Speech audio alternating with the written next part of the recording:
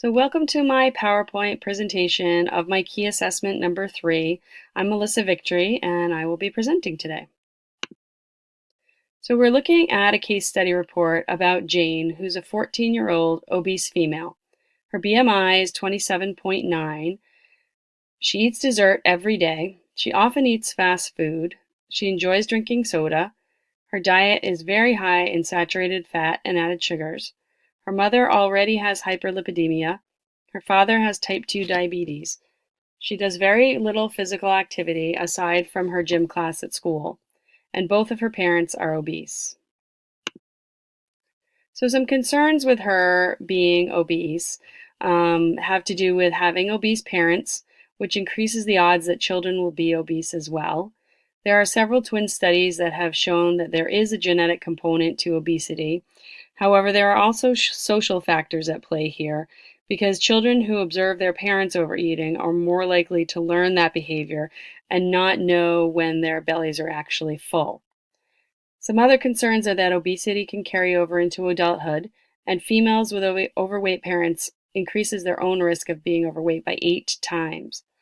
Some of the other problems with Jane's obesity are that she has an increased risk of developing diabetes.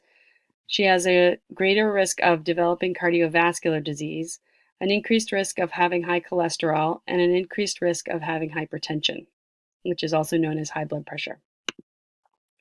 This is her BMI chart, and as you can see, for her body mass index for age percentile, she is at the 95th percent, which makes her obese.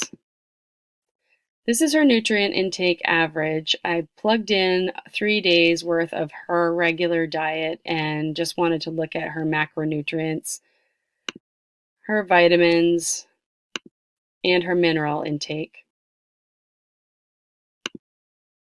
So this is her nutrient report average of over the 3-day course of her regular diet. So as you can see, the first thing is total calories is significantly high.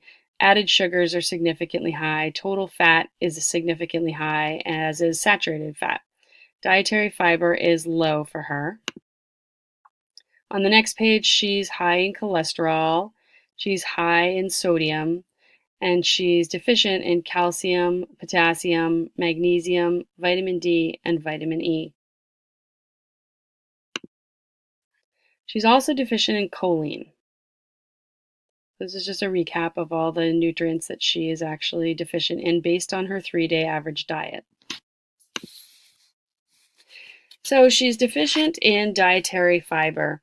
Fiber is really important in the diet because it provides normal bowel functions and may be a factor in reduced risk of certain types of cancers, particularly colorectal cancer, type 2 diabetes, coronary disease, and it actually helps reduce the chances of being obese. Fiber fills you up and encourages you to eat less because your stomach is already full. It's found in whole grains, whole grain bread, whole grain pasta. She also lacks adequate calcium. That contributes to weak bones, rickets, convulsions, or muscle spasms. Calcium is mostly found in dairy products and calcium-fortified foods. Potassium is another mineral that Jane's diet is lacking in. That's important because lack of it can cause weakness, irregular heartbeat, irritability, and mental confusion. Potassium is found in most plant foods like bananas, potatoes, tomatoes, squash, oranges, and avocados, meats, milk, and actually coffee. So this is just continuation of minerals that she's lacking in. Magnesium is lacking in her diet. That's important for bones and teeth, and deficiency can cause muscle spasms. People sometimes get calf spasms in the night because of lack of magnesium in their diet. Magnesium is found in cereals, green vegetables, nuts, and potatoes. Her diet is also deficient in vitamin D. Obviously, she can get some vitamin D from the sun, but as we all know here in Maine, you don't get much vitamin D except for maybe 5 months out of the year because the rest of the year your skin is completely covered. So vitamin D is really important for bone formation and muscle activity. It's found in fortified milk, breakfast cereals, and fish. She also is deficient in vitamin E, which can contribute to anemia, weakness, and muscle loss. Vitamin E is found in vegetable oil, whole grains, leafy green vegetables, nuts, and seeds. And finally, she's lacking in choline. Choline is very important for memory and attention, and it helps metabolize fat and cholesterol in the body. It's found in eggs, pork, beef, beans, milk, and fish, something she is very lacking in her diet. So she's also significantly over in several areas. Her total calories are significantly high, her added sugars, her total fat, her saturated fat, her cholesterol, and definitely her sodium. So she's extremely over her daily caloric intake amount. She should be consuming about 1,600 calories per day, but currently she's taking in roughly 2,769 calories per day. She's also consuming way too much added sugar. The goal is under 40 grams a day, and she's consuming 104 grams a day. She's exceedingly high in saturated fats, and she's over-consuming cholesterol as well. She eats about 365 grams of cholesterol a day on average, and the recommendation for her age group is less than 300 grams. She's also eating significantly too much sodium, probably due to her regular intake of fast food every night. So her excessive calorie intake leads to being overweight or obese, which is Jane's problem. That also is contributed to by her added sugars, which also increases her risk of type 2 diabetes. Her intake of saturated fats and cholesterol mean that she's at an increased risk of heart disease and stroke. So too much LDL cholesterol in the blood causes thickening of the arteries that supply the blood to the heart and the brain. She's also excessively high in sodium, which increases her heart disease risk and her risk of hypertension. Kids are 40% more likely to develop hypertension if their diet is high in sodium than those who are not. So she had some blood work done at her recent pediatric appointment, and she had a very high fasting glucose. So an elevated fasting glucose is often indicative of prediabetes. Um, what happens with that is that usually, if there aren't some lifestyle changes, which include increased physical activity and significantly reducing sugar intake, usually type 2 diabetes follows being pre-diabetic within 10 years. Her hemoglobin A1C count was 5.5. Normal is between 3.9 and 5.2. So that test alone is not an accurate predictor of prediabetes, but when it's combined with the results of the fasting glucose, it is a strong predictor of being prediabetic. So it's likely that Jane actually is prediabetic. And if she doesn't make some serious changes in her diet and her physical activity, she's likely to actually go to type 2 diabetes. Her HDL-C is 36 milligrams and normal is less than 55. So that often signifies a lipid disorder in adolescence, but there has not been any direct link between having a low HDL-C and heart disease or stroke as of yet. Her LDL is 113, normal is less than 110, so she's a little bit elevated in that, and that's also a risk factor for cardiovascular disease.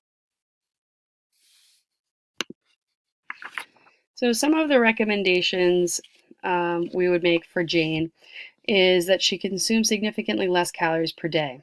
She needs to increase her physical activity to at least a half an hour a day and hopefully over time slowly progress to at least an hour a day. She needs to drink less soda for sure. Drink more water instead. She needs to eat more fruits and vegetables, less fast food, but at least if she's going to eat fast food, try to make good choices when she's eating there. She should seek advice from a registered dietitian and her pediatrician. Both of them should be regularly monitoring her blood work and blood pressure and her dietary intake. She'd really benefit from a meal plan worked out for her by that registered dietitian because there have been evidence that shows that regular follow-ups help children to maintain their weight loss for a longer period of time. So this is the 3-day meal plan that I came up with for Jane. I tried to think about what she would eat on a regular basis as a 14-year-old girl. What would be easy and fast for her to have quick before she goes to school. And I tried to also incorporate some fast food in there just because I feel it's unlikely that her family will just stop fast food altogether. So at least she could make some healthier option choices while she's there.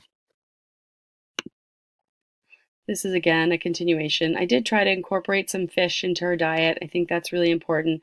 I chose a relatively inexpensive variety of fish that would be easily found at any grocery store. I also suggested that she have a lot more fiber, so we added a lot more whole grains into her diet and a lot more fruits and vegetables. So these were the 3-day results of the nutrients from the meal plan that I suggested for her. As you can see, most of them are in an okay range. There are a few that are under and a few that are over, and I suspect over more of a course of time that those would balance out.